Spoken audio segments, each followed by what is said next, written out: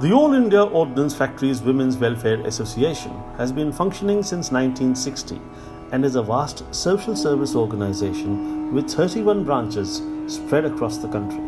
The first president of this organization was Srimati Nirmala Sahani, the wife of the legendary Sri Santu J. Sahani, the then Director General of Ordnance Factories, who piloted the organization during the difficult years of the 1962 and 1965 wars. Engaged in a wide variety of activities that aim to provide women's empowerment, equitable lifestyles, and the promotion of women and child welfare, the organization runs schools for children of the employees and for those residing in nearby areas, including specialized schools for differently abled or young children, so as to enable them to lead a life of dignity. The organization also provides vocational training and takes a lead in the promotion of music, craft, and culture.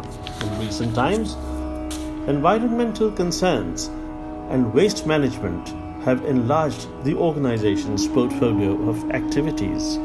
With COVID-19 looming large as a threat to humanity, the All India Ordnance Factories Women's Welfare Association, or Deep Shikha as it is now known, set itself resolutely to battle this pestilence and silently, seamlessly, and successfully harnessed its considerable pan-India resources to aid the national effort in this war. The organization donated a substantial sum of 10 lakh rupees to the PM CARES Fund and has also utilized its resources to provide food packets and rations to the poor and the needy whose livelihoods have all but vanished due to the great economic upheaval caused by this virus.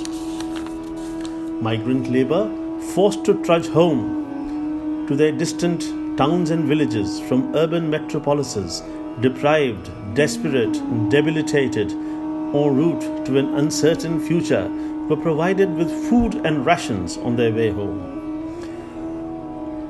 The dedicated members, under the dynamic leadership of the All India President, Srimati Neelam Mohan, led a highly effective awareness campaign for estate residents and the poor and the uneducated to emphasize the need for maintaining hygiene by regular washing of hands, stressing on the need for social distancing and enforcing the mandatory use of masks. To aid the health workers and the official machinery in the front line, the first responders and the caregivers, the members organized groups to make masks and hand sanitizer. The organization has already distributed more than 10,000 masks, and production is being ramped up to bridge this critical gap.